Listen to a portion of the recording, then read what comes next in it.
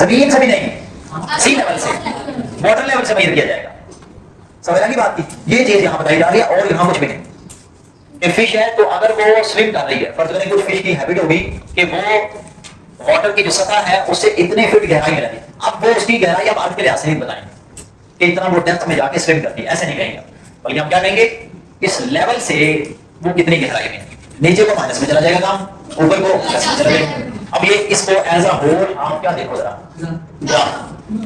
As a whole ये क्या है, उसके लिहाज से ये वाई प्राइम है ना, जो नीचे को जा रहा है वो क्या है, वाई प्राइम नीचे कर लें जी। अब वो देखो शार्क के बारे में लिखा अमेरिका में, शार्क कहता है 3000 फीट बिलो सी लेवल रहती है नेचुरली ज्यादातर। ये नहीं कि आप ऊपर स्विम करते रहे, अब आपके पास नहीं आ सकती है। ठीक है, नेक्स्ट रिकॉल ये पिछला लिखा, लेकिन एमसीक्यू के भी मार्क करने हैं ज्यादा जरूरी। ठीक है, in 1563 Abermouth Falls introduced integers. he was German है, इंट्रोड्यूस इंटीजर्स को इसने करवाया, बंदे का नाम आना चाहिए एमसीक्यू। बात आपके पास बुक्स है ना, तो आपके पास इसका नाम जर्मन इसके आगे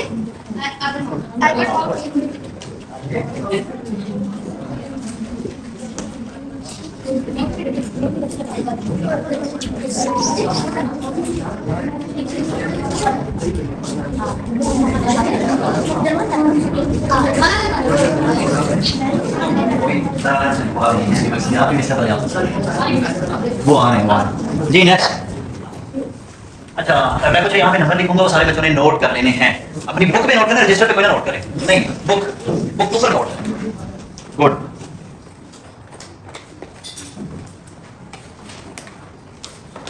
natural number, whole number, integers, prime number, composite number, और कौन से होते हैं क्या, rational number, E by Q है, इवन और तो है बच्चों को पता है। ठीक है,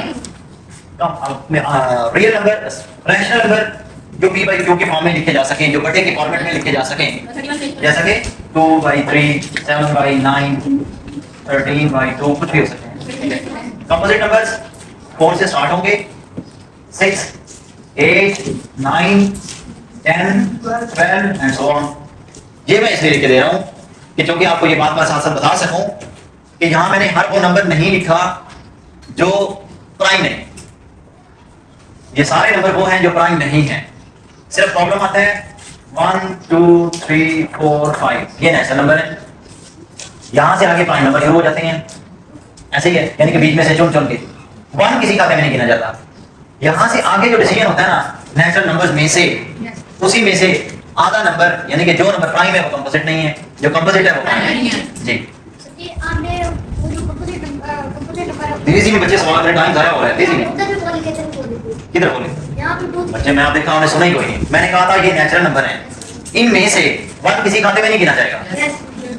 ठीक है, आगे 2, 3, 4, 5, 6, 7 और सारे ही नेचुरल नंबर ही हैं। मैंने कहा उन्हीं में से जो नेचुरल है, सॉरी जो प्राइम है वो कंपोजिट नहीं है, जो कंपोजिट है वो प्राइम है, वो दोनों का जॉइंट है। ये दोनों नेचुरल में जॉइंट करके इकट्ठे लिखे गए हैं।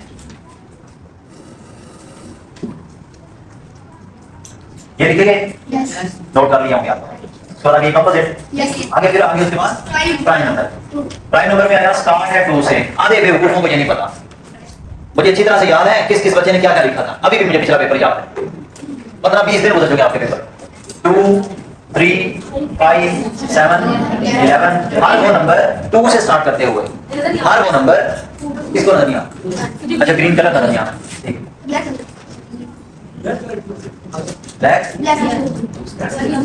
2, 3, 5, 7, 11, 13।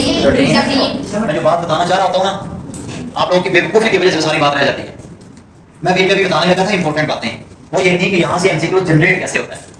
वो कहते हैं व्हिच ऑफ द फॉलोइंग, या सिंपली आपसे पूछ लिया जाए the only even prime number,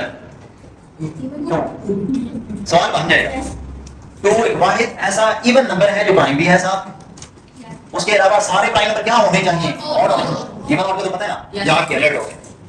ठीक है, अब उसके अलावा सिर्फ आपने इतना ही सोचना होता है कि वो डिवाइड हो रहा है या डिवाइड नहीं हो रहा, बस इतना से सोचना। उसके बाद जी क्या होते हैं, इंटीजर्स, प्लस वाले भी सारे, माइनस वाले भी सारे, जीरो भी अंदर आ जाए, यानी कि जीरो भी होगा, प्लस वाले भी इधर को जाने वाले सारे, और माइनस की तरफ जाने वाले भी सारे दोनों तरफ चले जाएंगे। मेरे घर में भी ले लिखी रहा हूँ जी, यानी कि 0 बी और माइनस प्लस। अब एमसीक्यू यहां से क्या बन सकता है कि ध्यान से बात को सुनना, सबसेट होता है कोई किसी दूसरे से छोटा हो, जैसा कि कॉमनली जो आपने लाइफ में पढ़ा हुआ है वो ये वर्ड है सब इंस्पेक्टर। पढ़ा हुआ है सब इंस्पेक्टर, पढ़ा हुआ है ना वर्ड, दुनिया में सुना हुआ है आप लोगों ने। ये किससे छोटा होगा? इंस्पेक्टर से। इसका मतलब है सब एक स्टेप छोटा होता है, ऐसे ही है। सेम वे यहाँ पे मैं जो सवाल कहना चाह रहा हूँ वो ये है कि जी इन सारों में से सबसे बड़ा है। रियल कुछ ये जो आर वाले लिखे हुए थे ना टाइम बोल, उसमें डिनोमिनेटर में पी वाली क्यू पी बाई क्यू वाली फॉर्म में जो लिखे हुए थे वो छोड़ के जी सबसे बड़ा है। ये बात याद रखनी है कि बाकी सारे सेट्स जितने मैं लिख रहा हूँ ये सारे सब सेट हैं जी के इंटीजर्स, क्योंकि इंटीजर में इवन भी सारे, ऑड भी सारे, माइनस वाले भी सारे, प्लस वाले भी सारे, प्राइम भी सारे, कंपोजिट भी सारे, कुछ भी नहीं बचता, नेचुरल भी सारे, होल भी सारे। ठीक हो गया? नेचुरल और होल। अब ये दो की बारी आ गई, सिर्फ 0 का फर्क है, इसमें 0 है उसमें 0 नहीं। बाकी ये 1 2 3 एंड सो ऑन स्टार्ट है, 1 2 3 एंड सो ऑन, सिर्फ इसमें एक 0 एक्स्ट्रा है और उसमें नहीं, बस ये डिफरेंस है। Got it? एमसीक्यूज मार्क करते हैं मजीद।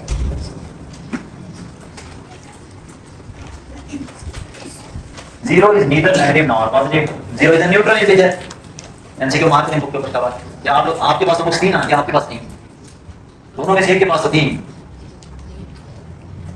कल आपके वाले साहब ने कहा था मेरे पास बुक सारी हैं, आपके पास बुक्स कितने ना सारी? 8 वाली हैं सारी। मैंने तो 5 6 7 लिख के भेजा था घर में से। फिर आप दोनों लिखवाओ जाके बुक्स पीछे। 0 is also known as neutral। वो मैंने बात पहले ही कही, ठीक है, वो एमसीक्यू हो गया। ठीक है, यहाँ पे ये बात याद रखना, इसके बारे में शायद पीछे एग्जांपल ये देखो, एब्सोल्यूट वैल्यू किसी चीज की निकालनी हो -3 की, कहता है डिनोटेड बाय दिस, लेकिन कहता है एक्चुअल में उसका इक्वल टू वो प्लस नहीं आएगा। ये अगर माइनस में आई हुई है ना वैल्यू, तो उसके पीछे वजह ये बाहर वाला माइनस है, अंदर वाला जो बाहर के अंदर है ना, मतलब इस तरीके से आपने लिख दिया, आंसर इसका 11 आएगा, ये याद रखना। लेकिन अगर इसके बाहर भी कहीं माइनस है तो वो डेफिनेटली उसको प्लस कर देना, खत्म कर देंगे, साइन चेंज कर देंगे। The distance from 0 to -3 and 0 to 3 is the same. वो तो मैं पता है, जैसा कि मैं सी लेवल की बात कर रहा था कि नीचे को गहराई अगर -750 है या -50 फिट है, ठीक है, तो अगर ये सी लेवल है तो ऊपर वाला भी +50 डिस्टेंस के बराबर ही होता है ना फिर, ठीक है।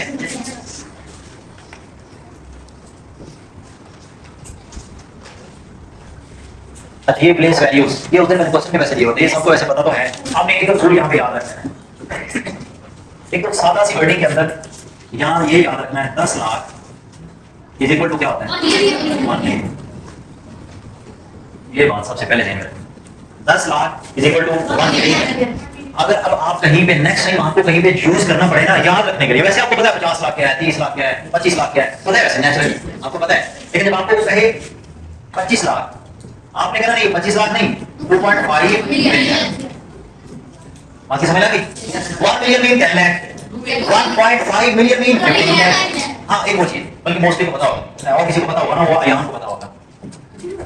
मतलब किसी गाड़ी के साथ लिखा होता है 1.2, अब इसका मतलब क्या है 1200 सीसी, हमारे यहाँ 1200 सीसी, हम 1200 नहीं लिखते, 1.2 लिखते हैं ना, तो 1.2 अगर मिलियन शिलियन में आए तो क्या बना 1.2 मिलियन इज इक्वल टू 12।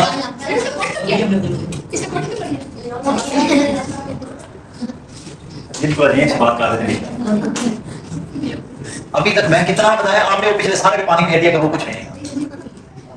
मैंने आपको बताया गाड़ी होती है 1600 सीसी, हम 1600 नहीं लिखते साहब, 1.6 लिखा होता है, 1.8 लिखा होता है अक्सर गाड़ियों पे, इस तरह करके लिखा होता है, ठीक है। 2.0 मतलब 2000 सीसी, और हम उसको अगर इस तरीके से पढ़ रहे हैं तो इसका मतलब है तो 1800 सीसी थी, ऐसे ही ना।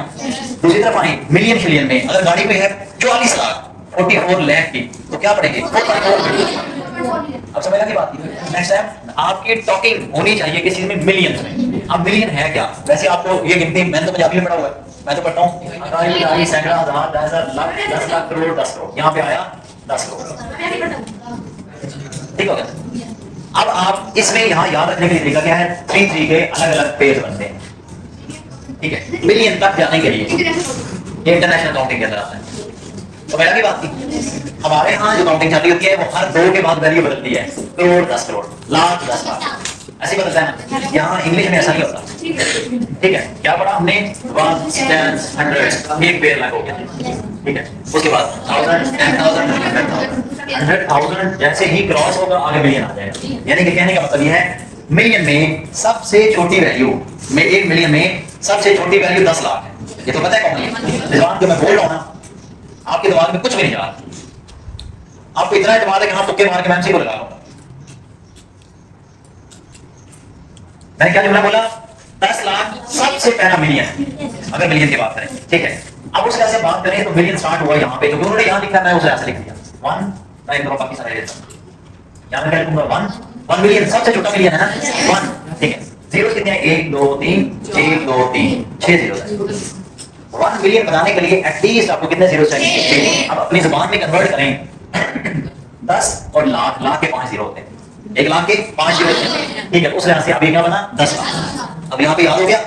अब मिलियन तक पहुंचना आसान है। ठीक हो गया, मिलियन से आगे जाना है तो पहले 10 मिलियन, मतलब कहता है 51 मिलियन की मैंने फलां चीज दे दी। 1 मिलियन 2 3 4 5 6 7 8 9 तक मैक्सिमम अमाउंट 1 डिजिट में जाएगी आगे।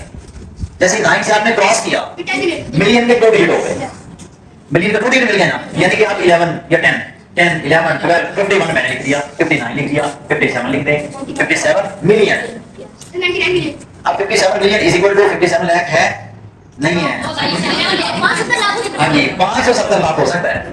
बात को दोबारा फिर सोचें, मैंने बोला 57 मिलियन, क्योंकि 57 के बाद अगले तो 6 जीरोस हैं, 57 के साथ अगले 6 जीरोस हैं, यहां तक होता है लाख। तो क्या बना? 570 लाख। यहाँ इंग्लिश में कहें तो क्या बना? 570 लाख। यहाँ दूसरी तरफ पढ़े तो मिलियन में क्या बनेगा? 57 मिलियन। चेंज है यहाँ पे, आप डायरेक्ट मिलियन को लाख नहीं बना लेना, जीरो का फर्क है। समझ लगी बात थी? अच्छा, इससे आगे क्रॉस करें तो आगे का 100 मिलियन, यानी कि आप कहते हैं 157 मिलियन मैंने पे कर दिया। समझ लगी बात? 217 मिलियन मैंने पे कर दिया, 827 मिलियन मैंने पे कर दिया, 900 तक चलेगी बात। 999 मिलियन, 999, इस सारे की जगह पे मैं अब एम लिख देता हूँ, 999 मिलियन। इसको क्रॉस करेंगे जब हम, क्या बनेगा? इसको क्रॉस करेंगे, नहीं 999 को क्रॉस करेंगे 1000 बनेगा। यहाँ 1000 बनेगा, 1000 में लिखने लगा 0 0 0 1 इधर आ गया, वो जो 1 इधर गया ना वो बिलियन गया, वो बिलियन गया, बिलियन। ठीक हो गया। अब यहाँ पे आपने उल्टा याद किया, मिलियन का मतलब था 6 जीरोस, तो मतलब है 6 जीरो पहले से उधर है, 3 ये मिले तो 9 जीरो। 1 बिलियन बनाने के लिए 9 जीरोस चाहिए। बात समझ आ रही है? 1 बिलियन बनाने के लिए 9 जीरोस चाहिए।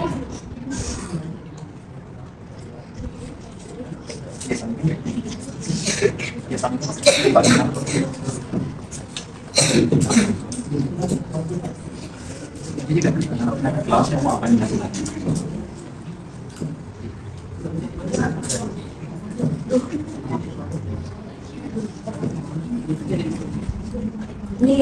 नहीं हो जाएगा ऐसा।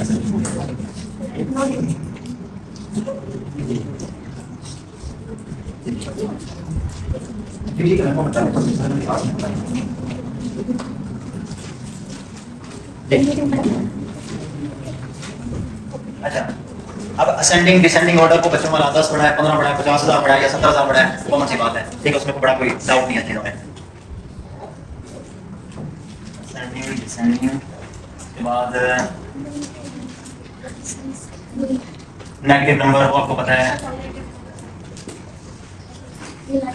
नंबर लाइन आपने ड्रॉ नहीं करनी है, सब कुछ पता होना चाहिए।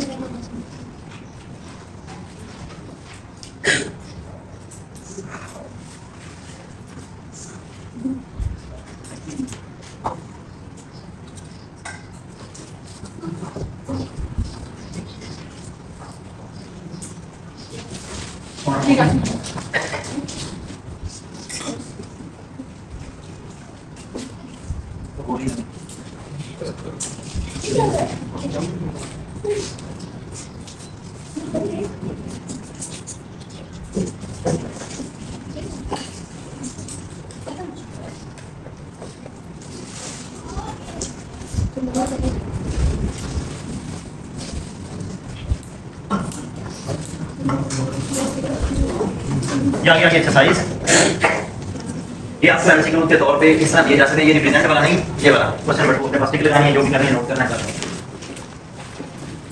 क्वेश्चन नंबर 2 ग्रेटर देन और लेस देन वाला सिंपल पुट करेंगे आप, वैल्यूज आपको ऑप्शन में दे दी जाएंगी, उसके मुताबिक आप एडजस्ट करेंगे ग्रेटर कौन है लेस कौन है, ये कहेगा इनमें से कौन सा ऑप्शन सही सिंबल के साथ सही पुट करके लिखा गया है। बैठ जाएं क्लीन आ रही जी। अच्छा उसके बाद आगे आए तो ये है ना आपके 3 क्वेश्चन बनते हैं एमसीक्यू में जो बन सकते हैं ग्रेटर देन लेस देन वाला। उसके बाद ये आगे फ्रैक्शन की टाइप्स को मार्क कर लें। ये मैं फिर बता दूं टोटल 7 है इसके टाइप्स, फ्रैक्शन की टोटल 7 टाइप्स हैं। इसमें इक्विवेलेंट फ्रैक्शन यानी कि उनको कट करने के बाद वो दोनों इक्वल हों, न्यूमरेटर भी सेम हो डिनोमिनेटर भी सेम हो, तो क्योंकि इसको स्टैंडर्ड फॉर्म में जब कट करके लेके आएंगे तो ये 1/3 ही बन जाएगा, that is equal.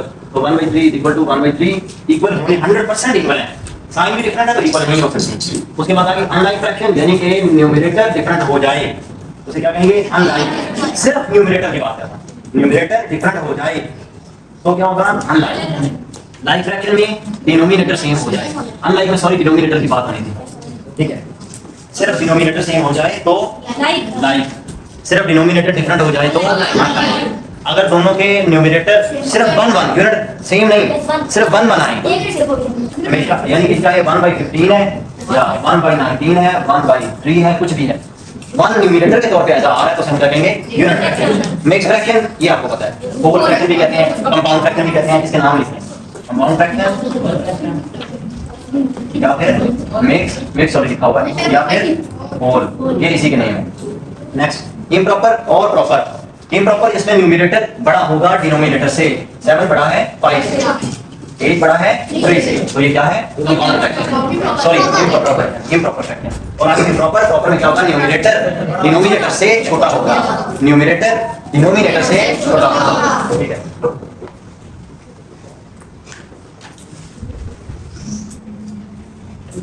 Improper fractions are sometimes called heavy numbers. ऐसी को मार्क करें heavy numbers. Improper fraction is always greater than or equal to 1. दो MCQ.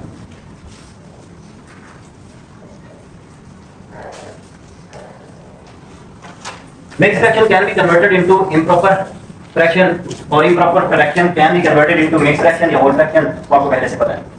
कहता है mixed number is basically an improper fraction greater than 1. MCQ.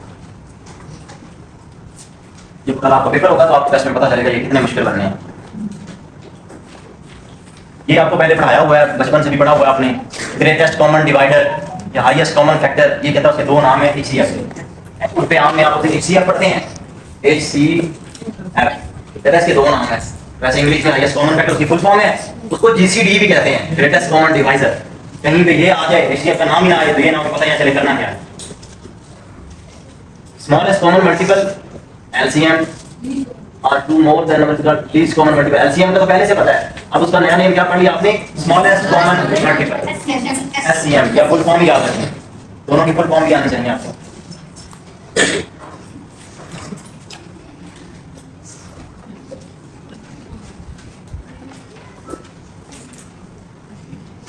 ये वो एक MCQ था जो मैं आपको बता रहा था। नेचुरल नंबर सबसेट है होल नंबर का, प्रॉपर सबसेट है होल नंबर, प्रॉपर सबसेट है C का, इंटीजर का, इंटीजर प्रॉपर सबसेट है Q का। Q क्या होते हैं रियल नंबर होता है, रैशनल नंबर। मैंने उसे R सीखा, R होते हैं रियल नंबर, प्योर की वैल्यू। ये देखने से ऐसे लिखते हैं, सबसे बड़ा ये रियल नंबर, रैशनल नंबर, उससे छोटे इंटीजर और फ्रैक्शन, फिर आगे से आगे बाकी बात करते हैं। MCQ every positive rational number is greater than 0। कौन सी बात है, 1 भी है 0 से तो बड़ा है, ठीक है। every positive rational number is greater than every negative rational number। कौन सी बात है, नेगेटिव वाले नंबरों से ज्यादा पॉजिटिव वाले बड़े ही हैं, छोटे भी ना हो सकते हैं।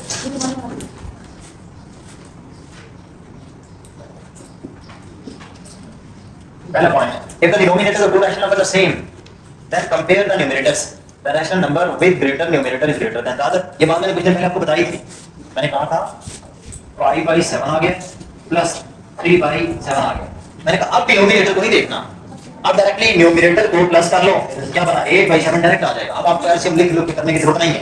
इनमें से आपको पूछ लिया जाता है बड़ा कौन है छोटा कौन है, अब डायरेक्टली फिर आप ऊपर वाले को देकर फैसला कर सकते हैं। Got it?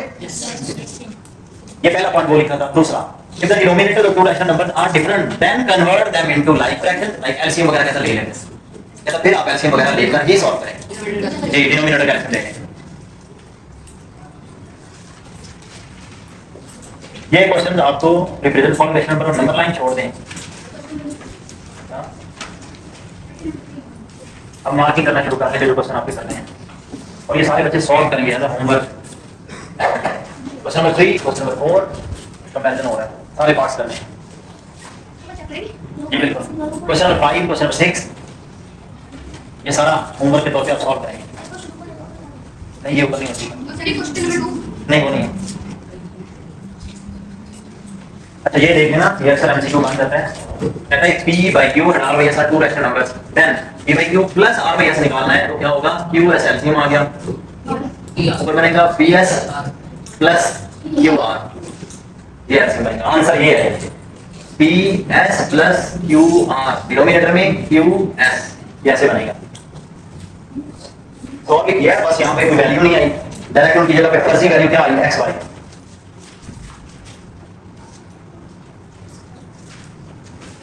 Try to find out how much cake is left with Danish. Danish का सवाल किधर है? सवाल ऊपर है। Danish purchased a cake. He eats 3/10 parts of the cake. यानी कि 10 टुकड़ों में से 3 टुकड़े खा गया। आप अटेंटिव नहीं है, ये अलर्ट हो गए सवाल सुनने। 3/10 पार्ट्स को ईट कर गया, मतलब टोटल 10 पीसेस थे। He ate 3 of them. Danish friend eats 1/5 parts of the cake. 1/5 मतलब वो जो बच चुका था ना उसका 1/5, and his sister eats 4/15 parts of the cake, जो उसने पीछे छोड़ा उसका वो 4/15 खा ली। ठीक है, how much cake is eaten by them all together, सारों को प्लस कर लें, वैसे ओवरऑल ये प्लस हो जाता है, ये तो आसान है वैसे, यानी कि एलसीएम लेके प्लस करके सॉल्व कर लें।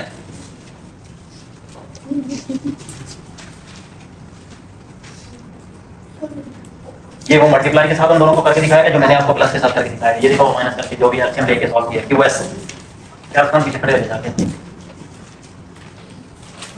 अच्छा ये दो कॉन्सेप्ट हैं, मैं टोटल लिखने लगा, सुनना। Additive inverse, multiplicative inverse.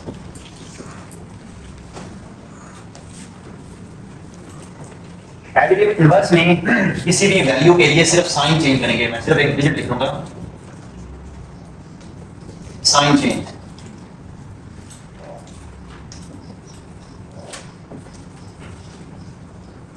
क्या होगा, सिर्फ साइन चेंज होगा। जब मल्टीप्लिकेटिव इनवर्स के लिए क्या करेंगे, साइन चेंज नहीं होगा, पहली तो शर्त ये है, इन्वर्ट कर देंगे, रेसिप्रोकल ले लेंगे। मैं रेसिप्रोकल लिख दूं, फिर इसके अंदर क्या करेंगे, रेसिप्रोकल ले लेंगे। रेसिप्रोकल मतलब न्यूमरेटर को डिनोमिनेटर बना देंगे और डिनोमिनेटर को न्यूमरेटर बना देंगे, बस यही काम करना है। बात हो रही है एडिटिव इनवर्स और मल्टीप्लिकेटिव इनवर्स की। अब दो अलग से चीजें, मल्टीप्लिकेटिव आइडेंटिटी ये होती है 1, डायरेक्ट आंसर ही वाला है। 1 का नाम क्या है, मल्टीप्लिकेटिव आइडेंटिटी। 1 को जिसके साथ मर्जी मल्टीप्लाई कर दें, मेक्स नो चेंज, कोई तब्दीली नहीं आ सकती। एडिटिव आइडेंटिटी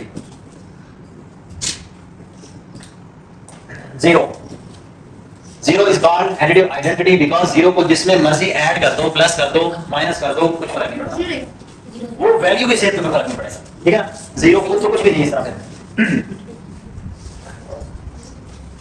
समझ लगी बात की? ये तीसरे वाला भी करना सॉल्व, ये सारी एक्सरसाइज सॉल्व करनी, प्लस माइनस मल्टीप्लाई सारी बचपन में पहले से पढ़ी हुई, कोई डिफिकल्ट नहीं, कुछ भी इसमें डिफिकल्ट नहीं। हाँ ये एमसीक्यू आएंगे, सॉल्व करनी है पूरी एक्सरसाइज होमवर्क पे आपको, ये वाला 1.3 ये भी सारे। अब आगे प्रॉपर्टीज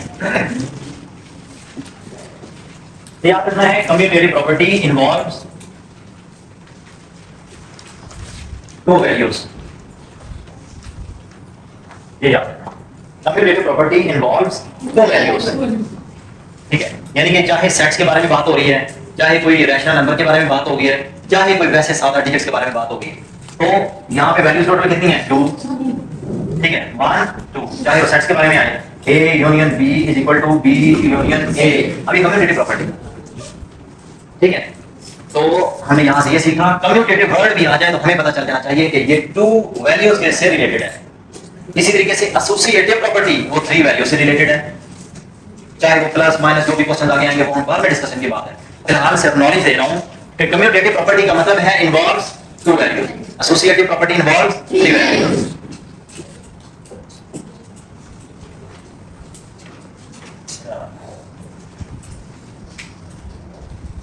ये एमसीक्यू इंपॉर्टेंट है, मार्क करें, बहुत इंपॉर्टेंट है। मुझे वो समझ नहीं लगती, मैं इसमें क्या लिखना था, क्या करूँ इसका। Commutative property does not hold in subtraction and division in nature, सिर्फ प्लस और मल्टीप्लाई।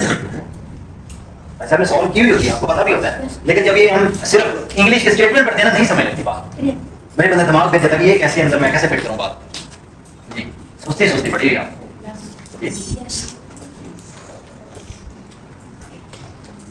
अब आगे वही एसोसिएटिव प्रॉपर्टी। एसोसिएटिव प्रॉपर्टी कितनी वैल्यूज इन्वॉल्व करती है? 3, बहुत याद है, 3 वैल्यूज को एटलीस्ट इन्वॉल्व करेगी। ये देखिए, ये वैल्यूज है ना, कोई समझ नहीं लगती। आगे कम्यूटेटिव प्रॉपर्टी के बारे में भी यहाँ हिडन एक आएगी। अच्छा, ये कहां की distributive property? Distributive property commutative associative से नहीं है, ये अलग से है। डिस्ट्रीब्यूटिव प्रॉपर्टी जी, एसोसिएटिव प्रॉपर्टी में एसोसिएटिव प्रॉपर्टी की सिर्फ प्लस और मल्टीप्लाई कोई तरीके है। अभी तो मैंने ऐसा कोई नाम लिया, मैंने नाम लिया, मैं भी जुमला बोले रखा था, फिर मैं चुप किया हूं।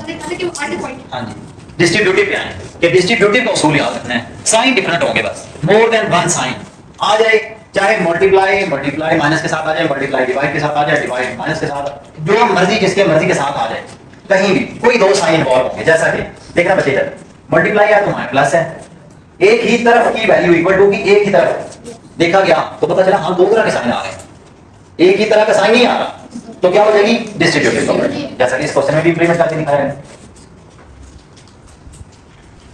यहाँ पे देखो माइनस के साथ करके दिखाया है, इधर देखना मिस्टर, माइनस आया कि नहीं आया? मैंने कोई इसलिए जुमला अभी तक नहीं बोला है इनके बारे में। ये सारा सॉल्व करेंगे, 1.4 मार्क करें, नहीं ये एमसीक्यू तो वैसे बनेंगे ही नहीं, छोड़ दें, 1.3 छोड़ दें। नहीं वो ये है ना कि left hand side is equal to right hand side, true होगी तो फिर आप एमसीक्यू में से क्या देखेंगे?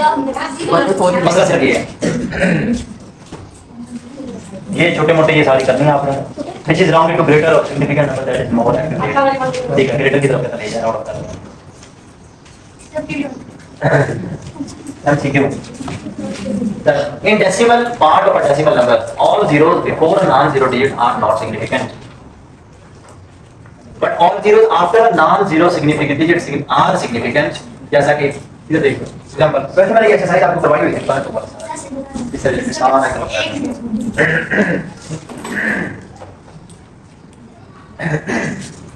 देखिए, इसके सिग्निफिकेंट फिगर कितने हैं? 2 है। क्यों बोला?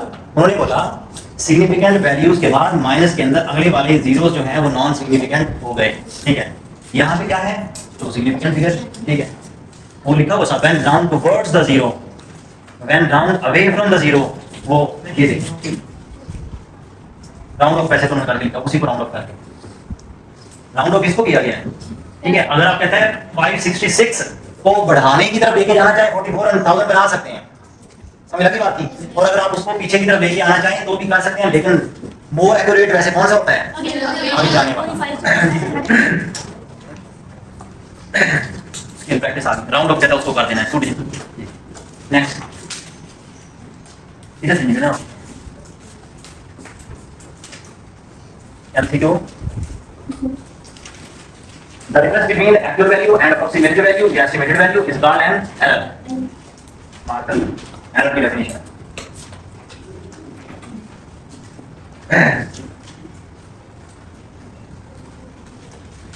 ये एक्सरसाइज वैसे MCQ बन नहीं सकते हैं, जो राउंड ऑफ करना आता है वैसे, राउंड ऑफ करना एक काम, दूसरा अप्रोक्सीमेट वैल्यू बता देना, एरर बता देना। अप्रोक्सीमेट वो आपने लिखा माइनस पढ़ लिया, फर्क दोनों में क्या है? ये the difference between the actual value and approximated value का एस्टिमेट वैल्यू वो क्या कहलाता है? मतलब एक काम आपने एस्टिमेट अंदाजे में कर दिया, एक एक्चुअल में आपने करके किया, तो दोनों में आंसर में डिफरेंस। जैसा कि आप पाई की वैल्यू 22/7 यूज करते हैं, 3.14 भी यूज करते हैं, ऐसे ही है ना, दोनों में आंसर फर्क आते हैं ना। अब 22/7 मोर एक्यूरेट है, 3.14 एक उसकी एस्टिमेटेड वैल्यू है। अब फिर दोनों की जो कैलकुलेशन आप निकालेंगे उनमें फिर माइनस करेंगे तो वो एरर गिना जाएगा। लेकिन आपको मैंने कहा था कि आप दोनों में से जो भी यूज कर ले वो एक्सेप्टेबल होती चल जाती, कोई मसला नहीं होता। ये इसको पढ़ लिया करें, डिफरेंशियल को लिख के जा सकते हैं। आगे आगे सिंपलीफिकेशन, एमसीक्यू 2 मार्क कर लें। The procedure to simplify the mathematical expression is known as simplification. दूसरी definition, actually the resultant known as who introduced the whole math. ये की तरतीब याद रख लेनी है कि सबसे पहले हम सॉल्व करते हुए जो पहले बचपन में पढ़ा होता है बोर्ड मैथ, क्या पढ़ा होता है?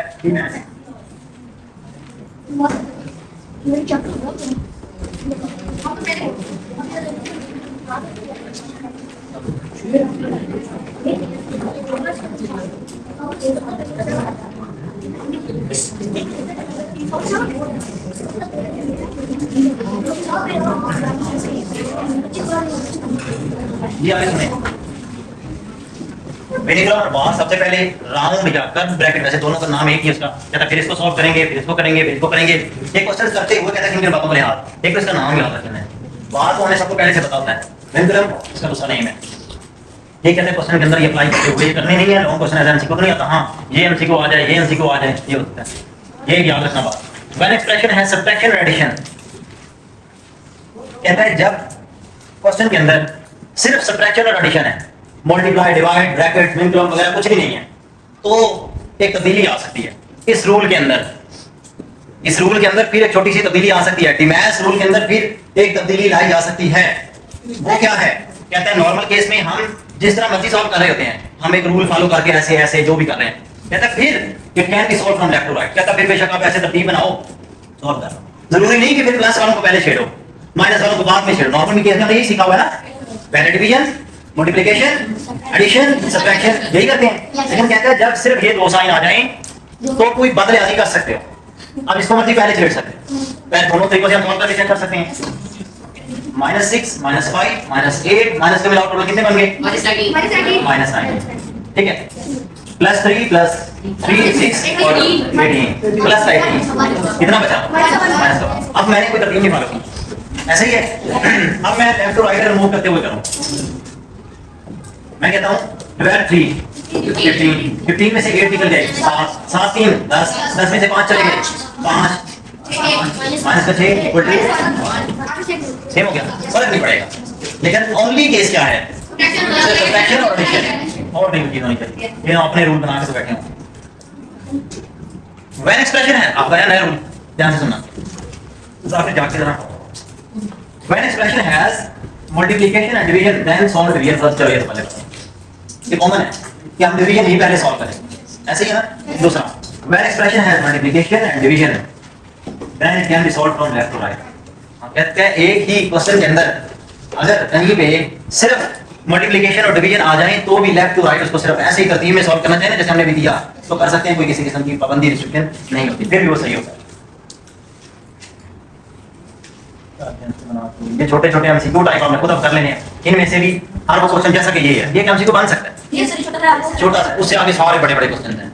अब ये भी माइंड में ही तकरीबन बंदा कर सकता है, ऐसे ही है ना। यहाँ 4 बचा, 16 बचा, 18 28 12 बचा, 12 5 17, 25 में से 17 माइनस करें, 8 आंसर, ऐसे एमसीक्यू बन सकता है। ठीक है, इस वे में जो आप करना चाहेंगे वो कर सकते हैं एमसीक्यू, उसको थोड़ा सा हल्का सा प्रैक्टिस पता होना चाहिए रूल क्या है। ये इंटरव्यू में पूछ सकते हैं। हाँ बिल्कुल पूछते हैं। हाँ एक और बात इसके सवाल मुझे याद आया, यावर जावेद की पुलिस रिपोर्ट में पढ़ रहा है इस वक्त, उसने पता क्वेश्चन क्या किया था, मतलब मैं एग्जैक्ट वैल्यू तो नहीं बोल सकता, उसने कहा था इंटरव्यू में 3/2 + 3/9 डिवाइडेड बाय, ये पूरी एज अ होल फ्रैक्शन का न्यूमरेटर है, डिवाइडेड बाय 3 + 7, ऐसे करके कोई वैल्यू बोल, फिर इतनी बड़ी वैल्यू बोल के कहता तो सॉल्व करें। फिर आप ये नहीं कह सकते सर एक दफा मुझे बार बार दे दें, कोई रजिस्टर कॉपी दे, माइंड में ही करना है। अपने दिमाग को इतना तेज करें कि आपको पहली दफा लिसनिंग पावर तेज हो जाए। सिर्फ ये अटेंटिव ना होने की निशानी होती है, अलर्ट माइंड। मैं आपको बार बार कह रहा होता हूँ, मैं कई दफा मार्क करवा के जा चुका तो पीछे पूछ रहे सर ये क्या था, अपने माइंड को शार्प बनाए। ऐसा होता है इंटरव्यू में कि बंदा कहता नहीं मुझे समझ नहीं लगी, मैं दोबारा पूछ रहा हूँ एक दफा, उनके माइंड में एक ही जाना है मैसेज कि नहीं ये अटेंटिव ही नहीं है बच्चा।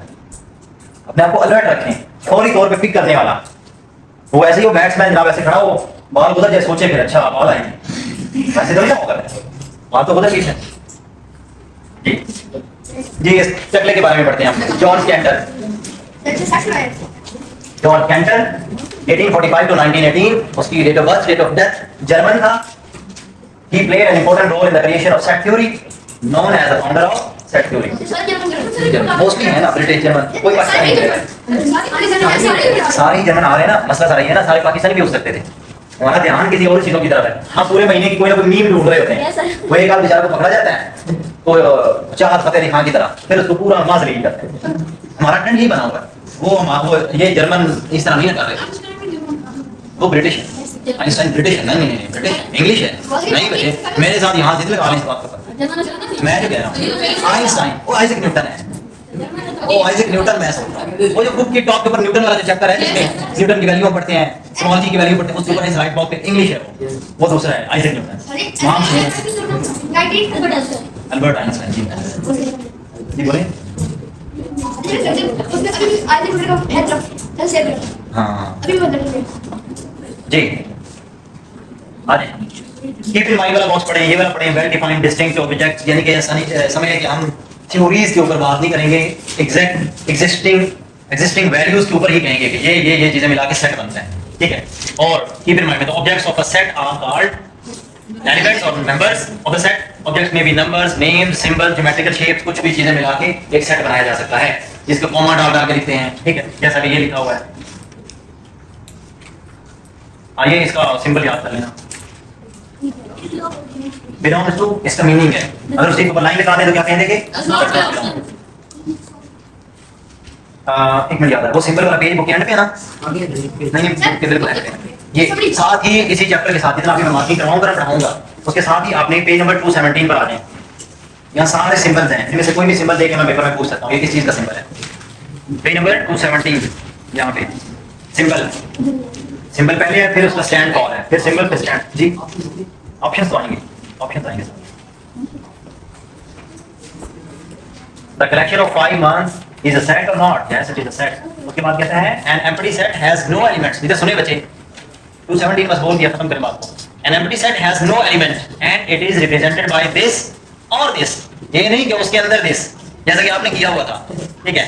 It is also called null set, ठीक है। Next, if a set has only one element, आपने डॉट भी लगा दिया, आपने उसके अंदर खाली सेट डाल दिया, तो भी वो खाली सेट नहीं कहलाएगा, बल्कि वो क्या कहलाएगा? Singleton set. अच्छा ये याद रखना एक बात और, almost everyone sitting here has already studied 6th class में बात कर रहा हूं, 6th क्लास पढ़ी गया आपने। 6ठी क्लास के सेम वही कॉन्सेप्ट्स जितने यहाँ मैंने पढ़ाया है, मैंने जो पढ़ाया है मैं दोबारा फिर एंड पे बता दूंगा। ये चीजें टोटल हमने पढ़ी वो सारी आपने 6ठी में से 5वीं के मैथ में से भी साथ मिला ली। 5वीं ऑलरेडी हो चुका है, 6ठी को मिला, 6th क्लास में से भी और 7th क्लास में से भी, जितना हम अभी पढ़ेंगे मार्क कर रहे हैं, उतने तक के कॉन्सेप्ट्स वहां से भी आएंगे पेपर में, टेस्ट में डालेंगे। Got it? पढ़ लेना, मैं वही बता, कुछ भी नहीं है उसके अंदर, वो सेम टू सेम वही कॉन्सेप्ट्स हैं जी। And empty set has no element, ये तो पढ़ लिया बल्कि। अच्छा, टेबुलर फॉर्म, डिस्क्रिप्टिव फॉर्म और सेट बिल्डर फॉर्म जी, ये बिल्कुल ऐसे वही इसमें कि अगर कॉमा, वैसे डेफिनेशन लिखी हुई है, कॉमास डाल के सेट को लिखा जाए, इन्वर्टेड ऐसे और ब्रैकेट कर ली डाल दी जाए, तो क्या होती है? Tabular form. और डिस्क्रिप्टिव फॉर्म में क्या होगा? वही बात इंग्लिश स्टेटमेंट में लिख दी जाएगी, जैसा कि हम इसे कह सकते हैं the set of multiples of 5 from 5 to 25, या ऐसे ही होगा 5 से 25 तक, ठीक है। ये हमने इंग्लिश में बात कर दी।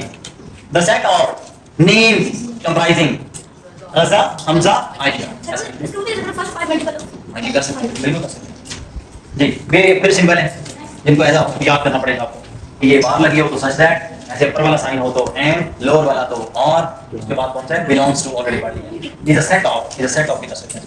सेट बिल्डर फॉर्म क्या होता है? सच दैट, ये सिंबल्स के साथ ये काम चल रहा होता है, वही बात होती है, ठीक है। लेकिन हमने सच दैट, जैसे कि मैं लिखता हूं 13, 17, 19, 23, 29, ये कौन से नंबर लग रहे हैं आपको? प्राइम नंबर, प्राइम है, किसी से डिवाइड नहीं हो रहे मिस्टर, याद है सारे प्राइम है ना? अल्लाह के बंदे प्राइम नंबर्स हैं, प्राइम नंबर है, ये प्राइम नंबर है, ठीक है। अब इसको मैं आपको सेट बिल्डर नोटेशन के अंदर लिख के दिखाना चाह रहा था। x such that x belongs to p। सबसे पहली बात तो ये सारे जो भी लिखे हुए यहाँ पे ये क्या है, प्राइम नंबर। और शर्त ये है किससे बड़े हैं और किससे छोटे हैं वो लिखना पड़ेगा। x लिखेंगे थोड़ा सा इधर करके, ये किस तरफ सिंबल है किस तरफ सिंबल, दोनों का मुंह इस तरफ होना चाहिए, वापस दोनों का मुंह वापसी की तरफ होना चाहिए। जो अब इस तरफ आएगा वो इससे पिछला नंबर लिख दें, ग्रेटर देन 12, यहाँ पे एंड का सिंबल आएगा और शर्त अगली शुरू हो रही है। दोनों का मुंह मैंने कहा इधर को लिखेंगे ऐसे करके, बीच में x आता है। इधर नंबर कौन सा लिखेंगे, जो इससे पहले वाला होगा, और इस तरफ कौन सा लिखेंगे, उसके बाद वाला होगा। उसके बाद क्या है 30। अब इसका कहने का मतलब ये है x हमारा आंसर है जबकि वो प्राइम नंबर में से होगा, और हमारा आंसर 12 से बड़ा है 30 से छोटा है, वो सारे नंबर लिखो। इसको हम कहते हैं set builder form, set builder notation. Got it. किसी भी नंबर्स को अब लिखना हो तो हम इस तरीके से सॉल्व करके लिख सकते हैं जी। बस ये चैप्टर भी एंड हो, मतलब पूरा नहीं ना चैप्टर करना नहीं। अच्छा बात तो सुन लें, अभी सब्र कर लें, थोड़ा सा सब्र कर लें। ये सारा आपने कर लेना है। इसका मैं ऑप्शन में दे सकता हूँ, इनमें से करेक्ट फॉर्म कौन सी बनी हुई है सेट बिल्डर फॉर्म वाली, या किसी भी कोई भी क्वेश्चन। ये आपकी एक्सरसाइज है 1.7 मार्क कर लें। You have to solve this. आगे Venn diagram not related to MCQs, लेकिन उसके एमसीक्यू जो करने वाले हैं वो मैं बता दूं। ये एमसीक्यू है John Venn date of birth लिखी है, उसने वेन डायग्राम बनाई, उसने कब कराई 1880 में, जब वो 50 साल का था, 46 साल का था जी। नहीं पता, ये यहाँ नहीं लिखा हुआ, ठीक है। यूनिवर्सल सेट की डेफिनेशन लिखी है। यूनिवर्सल सेट सारे सेट पे कंप्राइज कर रहा होता है। आगे सब सेट वही जो मैं पहले बता चुका हूँ, सब इंस्पेक्टर वाला कॉन्सेप्ट। आप खड़े हो जाए जी, खड़े हो जी। ये सबसेट है ए सेट, सबसेट बी का, बी सबसेट क्या है यू का। वैसे तो हर सेट सबसेट है यू का, वो तो नेचुरल ही बात है, लेकिन बाकी सेट्स का आपस में कंपैरिजन चलता है, कौन बड़ा है कौन छोटा है। जो छोटा होगा वो सबसेट होगा, जो बड़ा होगा वो सुपरसेट होगा। यहाँ पे बी सुपरसेट है सबसेट ए का, यू सब का ही सुपरसेट होगा हमेशा। You is a universal set. Universal set का नाम ही क्या होगा, अब ये इसी तरह से डेफिनेशन है सबसेट की, ये आगे सुपरसेट की। सुपरसेट कौन होता है, सोया हुआ था। सुपरसेट कौन होता है, जो दोनों में बड़ा होता है, बड़ा होता है सेट जी। उसके बाद ये प्रॉपर और इम्प्रॉपर दोनों में फर्क है। देखिए मैं दो सेट लिखता हूँ, मैं कहता हूँ सेट ए है 1 2 3, ये सेट बी है 1 2 3 या 3 2 1 या 2 1 3 जो मर्जी करें। अब ये दोनों एक दूसरे के इम्प्रॉपर सबसेट्स हैं सबसेट्स, क्योंकि ये उसमें समाया हुआ है वो इसमें समाया हुआ है subsets, but are improper subsets. Improper क्यों है कि बराबर क्यों आ गए हैं। अगर एक आर बड़ा होता, इसमें नंबर पड़ते 0 भी है, अब क्या है प्रॉपर हो गया। अब B is the proper subset of set A, और प्रॉपरली नीचे लाइन लगाते हैं, यार सिंबल बनाया होना चाहिए। ये है इम्प्रॉपर का सॉरी, नीचे क्या लगा साइन इम्प्रॉपर का, उधर क्या लगा होगा ये प्रॉपर। पीछे तो क्या गुजरा भी था वहां, मैंने वहां भी बोला था ये प्रॉपर सबसेट है। अब बात भी समझ आ गई। अब मैं एक और चीज आपको बताना चाहता हूं, अब जरा यहां पे गौर करें। एमसीक्यूज कई तरह के बन रहे हैं यहाँ पे, ये दोनों इक्वल भी हैं, इक्विवेलेंट भी हैं, इम्प्रॉपर भी हैं। 3 क्वेश्चन, ये दोनों सेट एक दूसरे के इक्वल भी हैं, ये बिल्कुल सेम है, इक्विवेलेंट भी हैं। इक्विवेलेंट का मतलब होता है कि दोनों के number of element, number of element का मतलब क्या होता है, जब तेजी में घोड़ों की रेस में बैठे हो तो अलर्ट होकर बैठे। नंबर ऑफ डिजिट कितने हैं इसमें, टोटल 3 है, इसमें टोटल तादाद कितनी है 3। तो जब ये तादाद बराबर है हम कहते हैं इक्विवेलेंट है भी सेम, वैल्यूज भी सेम है, तो इक्वल हो गए। तरतीब आगे पीछे लिखी जा सकती है 2 1 3 1 2 3 3 2 1 3 3 2 1 जो मर्जी जी। सर अगर एक में 1 2 3 4 और एक में 5 6 7 8, तो दोनों बिल्कुल ही अलग हो गए। उनका ना वो सबसेट है, ना वो इक्वल है, ना वो सुपरसेट है, ना वो पावर सेट, कुछ भी नहीं है। पावर सेट चीज अलग है सब। 4 4 4 4 हो गया। नहीं, अब एक चीज मैच कर रही है तो वो सबसेट थोड़ी कहलाते हैं। सबसेट की शर्त क्या थी, सारा कुछ इसमें समाया हुआ है। यस सर, ये बात हो रही थी, ठीक है। चलिए अब आपकी बात के ऊपर से वो मैं क्लियर करता हूं जो भी आपने बोला है। आपने क्या बोला है, पावर सेट की बात आ गई मेरे ज़हन में। पावर सेट एक सेट दिया गया होगा, सेट A = 2 3 4 ऐसे कर कहते हैं कि पावर सेट कितने बनेंगे, ये नहीं पूछेगा बनाओ, कहेगा कितने बनेंगे, ठीक है। ये याद रखनी है बात। सबसेट और पावर सेट में बिल्कुल माइनर सा फर्क है। पावर सेट में बनेंगे 2 की पावर n, n कितना है वैसे 3, तो तादाद एलिमेंट्स की कितनी है 3, तो क्या बना 2 की पावर 3 यानी कि 8। ये क्या है पावर सेट, ये क्या है पावर सेट। अब आपको अगर इसी तरह का एक सेट देके कहता है इसके सबसेट्स कितने बनेंगे, एमसीक्यू है, ये नहीं कहेगा बना के दिखाओ, वो तो रॉन्ग क्वेश्चन। आपको क्या दे रहा है एमसीक्यू, जमाइयां नहीं पीछे चले जाएंगे, तो खड़े होकर अलर्ट हो जाए जी। मैंने उसे कहा था, चलो ठीक है। सुने, अब बात करें कि ये भी पावर सेट डायरेक्टली क्या लगा 2 की पावर n।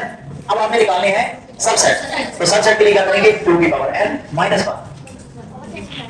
ये पावर सेट निकल चुके हैं, अब निकालने हैं सबसेट्स। सबसेट में एक तादाद कम होती है, अब मैं आपको बना के भी दिखाऊंगा। एक तादाद कम होती है, ये तो आपने याद रखना है। मतलब आपको पेपर में एमसीक्यू आया, how many subsets will be there of this set, आपने कहना 7। कैसे पता चला? 2 की पावर 3 लगाया माइनस 1 लिखा। 2 की पावर 3 होता है 8 minus 1 is equal to 7। 7 answer. ये है सबसेट्स। नहीं 2 होगा, वैसे 2 फिक्स है। अब ध्यान से बात को सुनना। अब आप लोग बोलेंगे मैं जो माइंड में बना हुआ सारा उड़ जाएगा। फर्क दोनों में क्या है फिर? कहां से फर्क पड़ रहा है? एक एलिमेंट का फर्क है ना, एक का फर्क है। वो कौन सा होगा जो नहीं लिखेंगे? मैं आपके सामने एक सेट है, सेट ए, इसके एलिमेंट्स हैं 1 2। इसके एलिमेंट कितने टोटल सेट कितने बनने चाहिए? 2 की पावर 2 4। मैं लिख रहा हूं एक पावर सेट इसके बनने चाहिए 4। इसके सबसेट कितने फिर बनने चाहिए? 3। सबसेट कितने बनने चाहिए? 3। एक कम बनना चाहिए ना। कौन सा नहीं बनना चाहिए वो बात आ रही है यहां पे। कौन सा? नहीं नहीं, अपनी सेट तो होता है सेम वही सेट। अब मैं पावर सेट लिख रहा हूं। पहले लिखेंगे एम्प्टी सेट, फिर लिखेंगे 1, फिर लिखेंगे 2, फिर लिखेंगे 1 2। कितने बन गए टोटल? 4 बन गए पूरे। पावर सेट पूरे हो गए। अब हम आते हैं सबसेट्स के ऊपर। एम्प्टी सेट उसके एक तो बाहर ब्रैकेट नहीं लगती। एम्प्टी सेट दूसरा 1, तीसरा 2, बस लास्ट वाला लिखेंगे। ये दूसरे बराबर चला गया, बराबर चला गया तो हम फिर कहेंगे ये तो इम्प्रॉपर हो गया। तो इम्प्रॉपर हो गया। इम्प्रॉपर कब होता है? जब वो इक्वल हो जाता है। जी नहीं, हाँ इम्प्रॉपर उसके अंदर नहीं लिखेंगे सबसेट्स का। बाकी समझ लगे?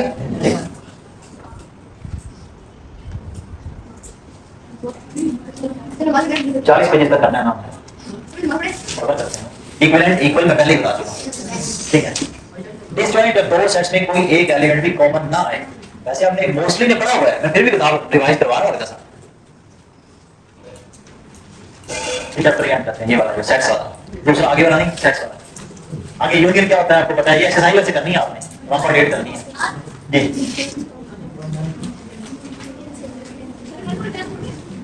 1.9 यूनियन इंटरसेक्शन, ये सारे एमसीक्यू टाइप का छोटे-छोटे ये करने हैं। ये करने हैं आपने। पूछना यूनिवर्सल सेट क्या होता है? यूनिवर्सल सेट वो सेट जो अगर हम 10 सेट्स का भी तज़किरा करने हैं ना, मतलब छोटी सी मिसाल दे रहा हूं, वैसे रियलिटी में शायद इस तरह आप सबका जो नॉलेज है वो मिल मिला के मेरे अंदर तो होना ही है। ऑलमोस्ट कह सकते हैं मेरे अंदर तो होना ही है ना। मैं आपके लिहाज से मैं यूनिवर्सल सेट मान सकता हूं। अंडरस्टैंड? ये तरीके का होता है। यह एक ऐसे करते हैं, एक स्कूल की बात करते हैं। एक स्कूल है, उसके अंदर 8 10 15 क्लासेस है। हर क्लास सबसेट है, पूरा स्कूल यूनिवर्सल सेट है। हर क्लास छोटा-छोटा सेट है, पूरा school as a whole universal set है। कि हर क्लास का मेंबर एक स्टूडेंट होता है, वो फिर स्कूल का भी एज अ होल स्कूल का भी क्या होगा? मेंबर होगा। ठीक है। अच्छा, ये लॉन्ग वाले आपको पता है, ये कॉम्प्लीमेंट यूनियन ये नहीं करने फिलहाल। ये बस एमसीक्यू के तौर पे डी मॉर्गन्स लॉ रटता होना चाहिए, पता होना चाहिए। एक तरफ अगर यूनियन है तो खोल के लिखेंगे तो इंटरसेक्शन होगा, इंटरसेक्शन होगा तो बाहर जाके वो यूनियन होगा। ये इनका नाम डी मॉर्गन्स लॉ, ये एमसीक्यू मान कर लेंगे। ये डी मॉर्गन्स लॉ है। ये कब पैदा हुआ? ब्रिटिश था, ये जर्मन से जान छोड़ी, ब्रिटिश आ गए। यस तो ये डी मॉर्गन लॉ आनी चाहिए। आने चाहिए, मतलब सॉल्व नहीं करने, बस ये बताना चाहिए कि A union B whole complement is equal to मैंने कभी याद नहीं किए, मुझे सिर्फ इतना बताता है अगर ब्रैकेट के अंदर वाले का होल कॉम्प्लीमेंट A के अंदर यूनियन है ना, बाहर जाके उसका इंटरसेक्शन होता है। अब इसी का ऑपोजिट एक और भी है, ये एक है, इसका दूसरा पॉइंट है A intersection B whole complement is equal to A complement union B। अब उसका उलट कर दिया और उसको ओपन करके सेपरेट जी। इसके 2 पार्ट्स हैं। ये आगे एक्सरसाइज है 1A रिव्यू, ये सारी शामिल है। यहाँ तक टेस्ट है आपका, ये यहाँ तक पे